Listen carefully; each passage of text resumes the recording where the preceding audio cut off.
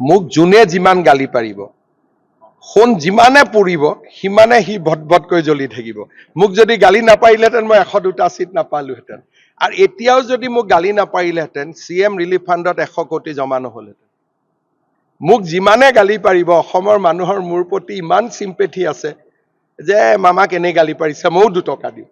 যদি গালি নাপাৰিলেহেঁতেন এই টকাখিনি নুঠিলেহেঁতেন। এতিয়া লাভ হ'ব যে গোটেই টকাখিনি মই শিৱসাগৰ চৰাইদেউৰ মানুহৰ মাজত দি দিম।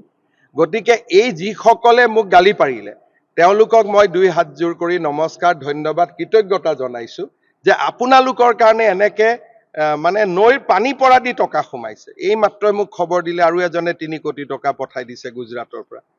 মোক গালি নাপাৰিলেতো এই টকাবোৰ নাহিলেহেঁতেন। গতিকে মোক যিমানে গালি পাৰিব, চিট বাঢ়িব, টকা বাঢ়িব, কাম বাঢ়িব। সেইকাৰণে মোক গালি পাৰি থাকক। মোক যোনে যিমান গালি পাৰিব, সোণ যিমানে পুৰিব সিমানে সি ভটভটকৈ জ্বলি থাকিব। মোক যদি গালি নাপাৰিলেহেঁতেন মই 102টা চিট নাপালোহেঁতেন। আৰু এতিয়াও যদি মোক গালি নাপাৰিলেহেঁতেন CM ৰিলিফ ফাণ্ডত 100 কোটি জমা নহ'লহেঁতেন। মোক যিমানে গালি পাৰিব, অসমৰ মানুহৰ মোৰ প্ৰতি ইমান চিম্পেথি আছে যে মামাক এনেই গালি পাৰিছে, ময়ো 2 টকা দিম।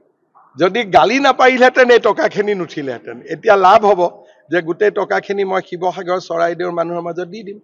গতিকে এই যিসকলে মোক গালি পাৰিলে তেওঁলোকক মই 2 হাত জোৰ কৰি নমস্কাৰ, ধন্যবাদ, কৃতজ্ঞতা জনাইছো যে আপোনালোকৰ কাৰণে এনেকে মানে নৈৰ পানী পৰা দি টকা সোমাইছে। এই মাত্ৰই মোক খবৰ দিলে আৰু এজনে 3 কোটি টকা পঠাই দিছে গুজৰাটৰ পৰা। মোক গালি নাপাৰিলেতো এই টকাবোৰ নাহিলেহেঁতেন। গতিকে মোক যিমানে গালি পাৰিব, চিট বাঢ়িব, টকা বাঢ়িব, কাম বাঢ়িব। সেইকাৰণে মোক গালি পাৰি থাকক। মোক যোনে যিমান গালি পাৰিব, সোণ যিমানে পুৰিব সিমানে সি ভটভটকৈ জ্বলি থাকিব। মোক যদি গালি নাপাৰিলেহেঁতেন মই 102টা চিট নাপালোহেঁতেন। আৰু এতিয়াও যদি মোক গালি নাপাৰিলেহেঁতেন CM ৰিলিফ ফাণ্ডত 100 কোটি জমা নহ'লহেঁতেন। মোক যিমানে গালি পাৰিব, অসমৰ মানুহৰ মোৰ প্ৰতি ইমান চিম্পেথি আছে যে মামাক এনেই গালি পাৰিছে, ময়ো 2 টকা দিম। যদি গালি নাপাৰিলেহেঁতেন এই টকাখিনি নুঠিলেহেঁতেন। এতিয়া লাভ হ'ব যে গোটেই টকাখিনি মই শিৱসাগৰ চৰাইদেউৰ মানুহৰ মাজত দি দিম।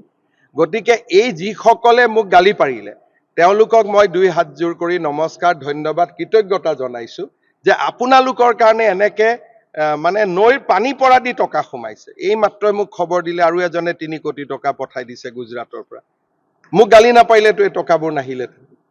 গতিকে মোক যিমানে গালি পাৰিব, চিট বাঢ়িব, টকা বাঢ়িব, কাম বাঢ়িব। সেইকাৰণে মোক গালি পাৰি থাকক।